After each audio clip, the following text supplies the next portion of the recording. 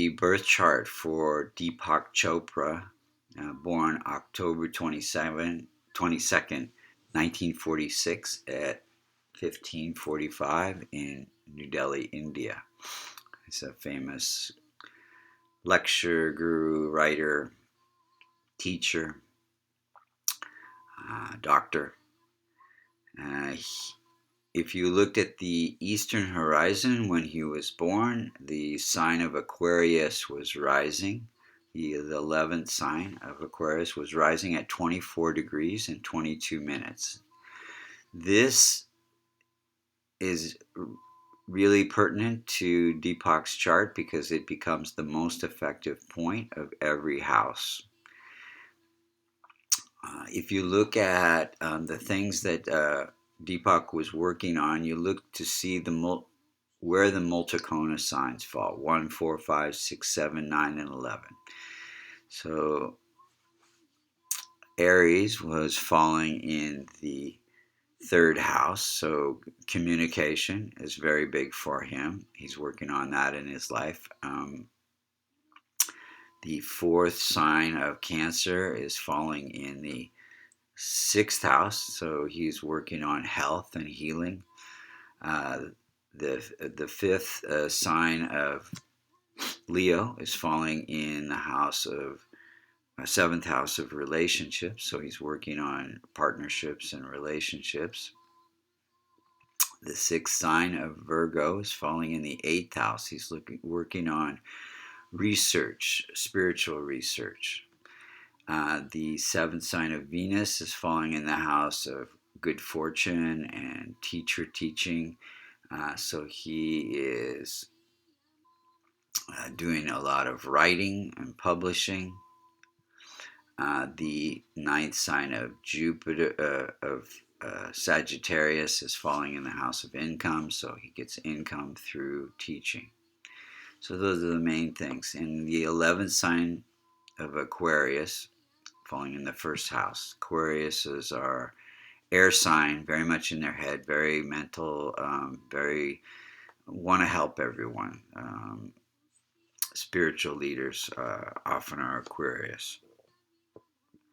He was born in the dasha period of Sun and sub-period of Mercury. Mercury is, again, communication, teaching. Sun is leadership through teaching and publishing, really. If we're looking at see how the planets are operating now for Aquarius, we want to see if they're what are his functional malefics. So any Multikona sign that falls in the 6th, 8th, or the 12th house becomes a functional malefic for the chart. And in his chart, of the chart of Aquarius, the fourth sign, Cancer, ruled by Moon becomes functional malefic. It's in the 6th house of conflicts, disputes, delays, health issues, financial issues. And then the 6th sign of Virgo falls in the 8th house of obstacles, delays, accidents, research. And so Mercury becomes functional malefic. No Multikona sign in the 12th house. So let's see how the planets are operating, and so Sun rising at 5 degrees rules the 7th house of partnerships, comforts living abroad. So he moved to the U.S. He lives in San Diego, or New York, San Diego, L.A. Now it's debilitated, so it's weak, and it's falling in this 9th house,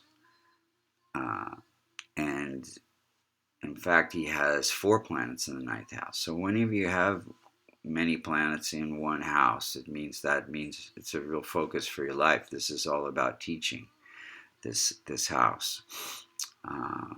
So Sun is in that house, and it is weak because it's debilitated. And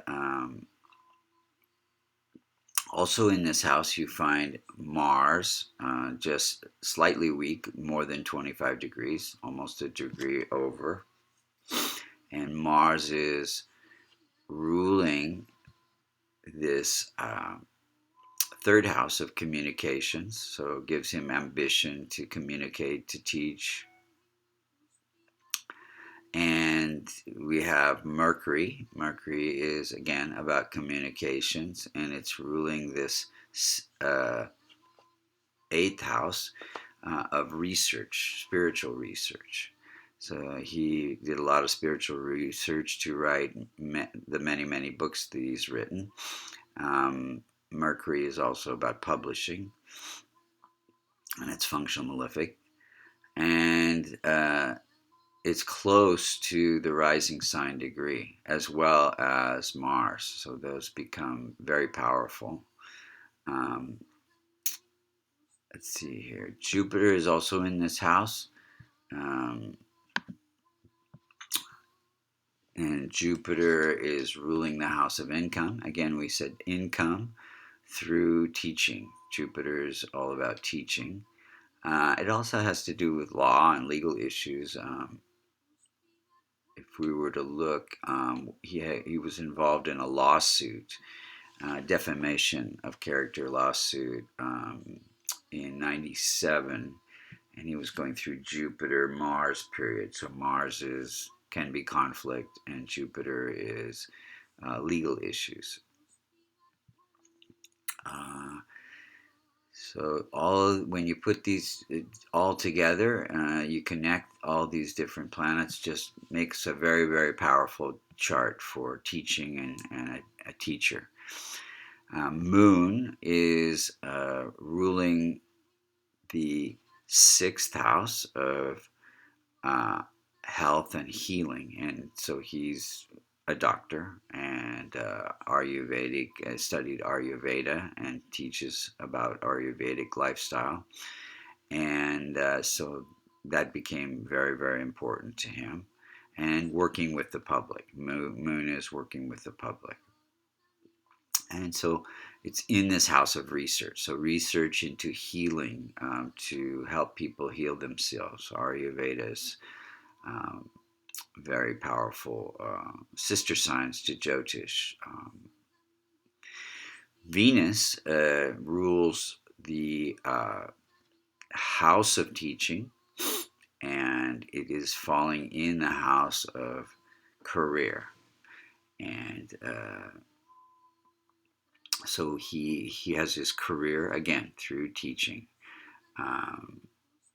And teaching about the healing arts, Venus's healing arts, as well as fine arts and performing arts.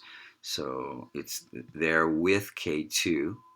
K2 gives great insights into spiritual teachings. Saturn rules the first house.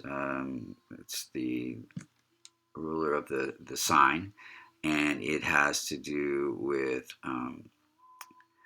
service, and it is falling in the house of health and healing. So through service to humanity, teaching others to heal themselves. Rahu is the other functional malefic. It falls in this house of family and property.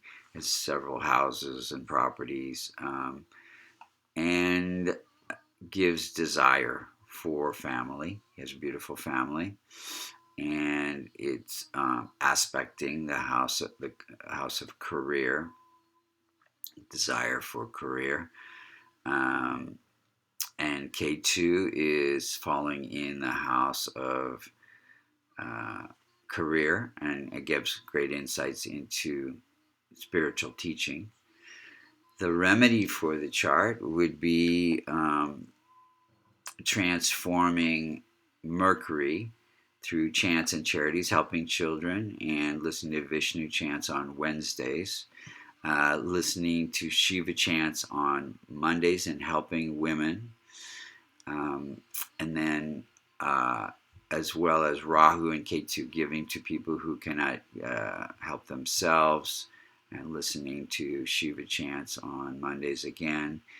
K2 is helping spiritual organizations. He did a lot of support for the Transcendental Meditation, and K2 is also listening to Ganesh chants on Thursdays. So these are all the points for Deepak Chopra's chart.